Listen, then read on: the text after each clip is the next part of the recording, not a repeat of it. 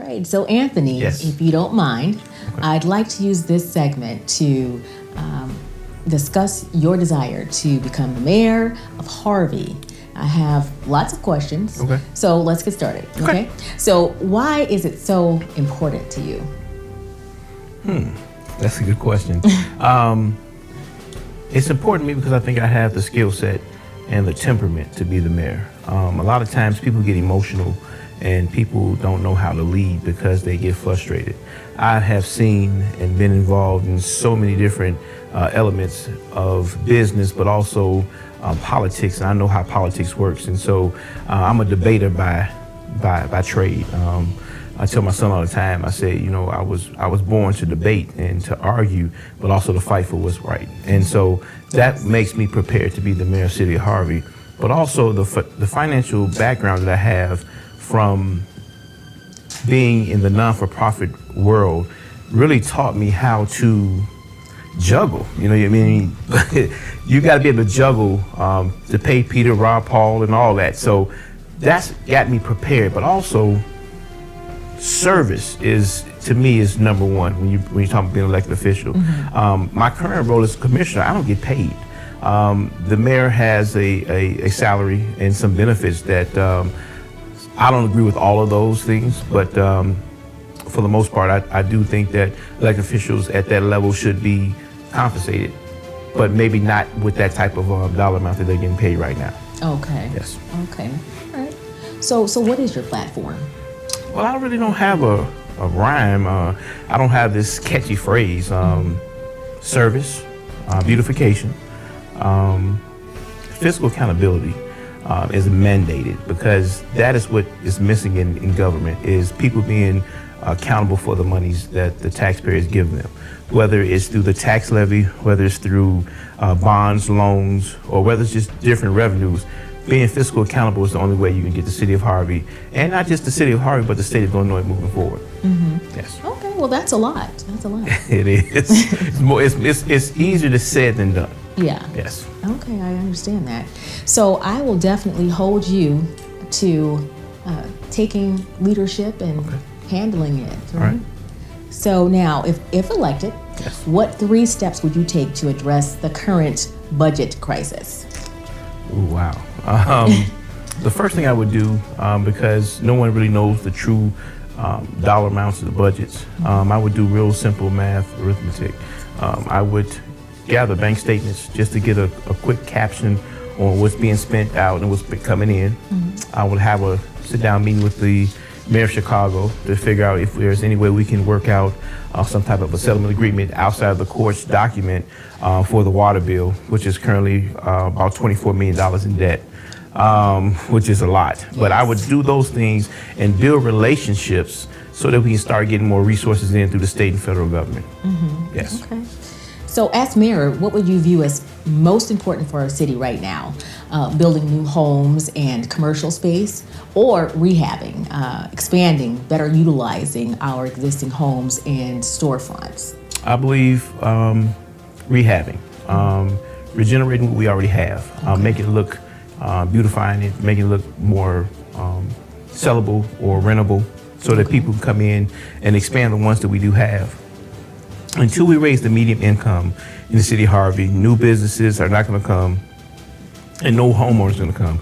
We need to clean up what we have and then expand on it, and then people will surely come. Okay. Yes. So improving the conditions of the Yes. larger economic developments Yes. issues and things. Okay, that would be wonderful, a wonderful opportunity. So, Anthony, if you were mayor right now, Okay. and you received a $1 million grant, let's say, to use for the city in any way you wanted it, what would you do with it, and why? $1 million. Well, Yeah. not really a lot of money. You're talking about municipal government. I would work on the infrastructure. Okay. I believe the infrastructure is the key to any foundation. So I would work on the plumbing. I would work on making sure the buildings have what they need in order to be ready to serve the people. I would make sure that, and I would use that $1 million to pay off some of the smaller debt that we have through the vendors, the contractors, and things like that. I would make sure that the make sure we can start putting some money away, put some money aside with that $1 million for a rainy day, because in municipal government, there's always a rainy day. Okay. So, yeah, I would do that. I hear that. Yes. So if someone came to you with a proposal to build a new piece of public infrastructure in our city, say the roads, bridges, etc., how would you evaluate whether the project was worth implementing? The first thing I would tell anyone that comes to do business in City of Harvey, there is a structure, right? And so we have planning and zoning, and we have committees, and we have aldermen that sit on different committees for planning and zoning. And we have actually a commission for planning and zoning. So I would have them run that through the planning and zoning. Then I would take recommendations from the planning and zoning, and then I would have a conversation with the alderman, and let's say what's best for the city of Harvey. So this is what the city of Harvey needs to move forward and open up the doors for the business owners and the business community. Then we would definitely go that way. It wouldn't be a one-man decision. It'd be a collective group, because if something go wrong, I want all of us to get the blame. Oh, wow. Okay. So that's how it is. Okay. Yeah. Okay. Well, so now what immediate steps are you going to take to address the garbage and potholes, which I've experienced just going through Harvey? Yeah. And I was totally, like, what's going on? It's so sad. What's going on with Well, that? the first thing, how we deal with the garbage. Anyone that is caught illegally dumping in the city of Harvey is going to be arrested. Their vehicle is going to be towed, and it's going to be a $5,000 fine. Oh, okay. And that's the only way you're going to clean up. You got to hit people in their pockets. It's time out for all that, because every Saturday I go out with a crew of volunteers, and we bring our bobcats, and we bring all our different equipment, and when you start taking mattresses and couches and old PlayStations and kitchen cabinets, those people not dumping in Harvey. Those people coming to Harvey to dump. So that's the first thing we would do pertaining to the illegal dumping. And the potholes, I mean, call the county, call the state, and ask them to help us. I mean, call Illinois Department of Transportation, IDOT, to help them come out and help us fill the potholes. They'll come help, but you gotta have relationships and have people know that, once they give you money, it's gonna actually get done. Oh, absolutely. Yes. So those relationships are vital. Oh, absolutely. Yeah. Yes. Okay. And so under your leadership as Yes. mayor, how will your administration build the tax base?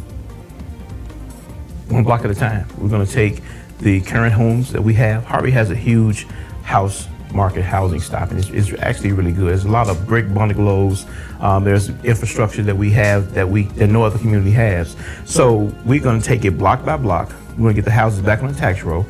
Once the houses get back on the tax roll, a lot of people don't know this. So once a house is paying taxes to the city of Harvey and to the other governing agencies, they'll pay a water bill, which is revenue for the city.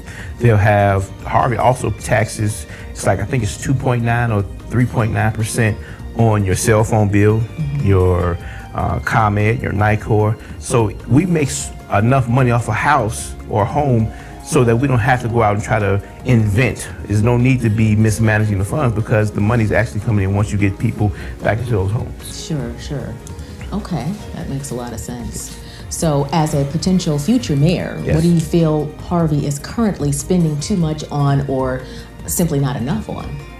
Harvey's number one problem with spending, I believe, is healthcare. Okay. I think that my administration will sit down and talk to the unions, and let's renegotiate the collective bargaining agreement. Okay. I think that the healthcare, overtime, top-heavy management is the number one issue with going on with the city of Harvey as we speak. For instance, a city with 25,000 residents does not need 4 to 5 deputy chiefs. It's crazy. It's insane. Yeah. So that's mismanagement 101. Sure. And the other thing is, as I'm campaigning, people are always asking for jobs. And it was funny, I just had a fundraiser the other night, and I told people, don't come ask me for no job. There are no jobs. We barely can afford to pay the people we have. I want to create business. I want to bring small businesses. I want to bring people to the community, and then not just come to the community, take money from the community, but also hire people from our community. It's going to be a mandate that any contractor, subcontractor, vendor that comes to the city of Harvey must hire someone from the city of Harvey if their business is not in Harvey, period. because we want to take our money and recycle it back in our community. So the ultimate goal is to take $1 and recycle it 4 to 5 times before it leaves out the community. And that's what we're going to try to do in the city of Harvey. Awesome. Yes. That's wonderful. So, Anthony, how will your administration address this huge water crisis? The first thing we would do, I would pick up the phone and call the mayor of the city of Chicago and say, hey, I need to have a conversation with you, boss to boss. And I would say to him that you guys have all these different revenue streams coming in from the city of Chicago. We have none. We feel, as I say we, meaning the entire city, I feel like you're charging too much money for the water and that our residents can't afford the high increases. So that's why we never raised the water rates. Can you have some type of compassion in your heart to say, hey, listen, you know what I'm saying? He's a man of his word, he has relationships, and he had enough audacity to call me to come and talk to him about it. So that's how I would deal with the water crisis. And plan B, if he doesn't, then we'd have to sit back and tighten our belts up and continue to pay the high water price. Okay. Yes. Okay. Just sounds good. So, in regards to the neighborhoods, yes. How will your administration strengthen the neighborhoods in Harvey? Well, we'll strengthen it by saying that if you work in Harvey, you're going to live in Harvey. I feel like how you strengthen the community is that, when I was growing up, the police officers and firemen, I actually had 2 police officers live on my block. Mm-hmm. And so I think that has a lot to do with the community-based things. Okay. Also, putting the houses back on a tax roll will strengthen the community, because then you have more home ownership and you can, get paid more money based on not just the tax levy, but the water bill, the taxes on the gas, the light, and things like that. So that's how we would strengthen the community moving forward. Okay. Yes. Okay. Wonderful. And what do you believe are the key elements to ensure the long-term stability of the city? Transparency. Okay. Fiscal accountability. Mm. Fiscal accountability is the only way you can ever move forward in the city of Harvey, because if you're not showing the taxpayers their dollars and see where everything is going, how do they believe, or what do they believe? Because there's no way for them to see the information. Just like with the Harvey Park District, all of our audits are on our website, and we even post them on our Facebook page as well. So being transparent, people can see where their money is being spent.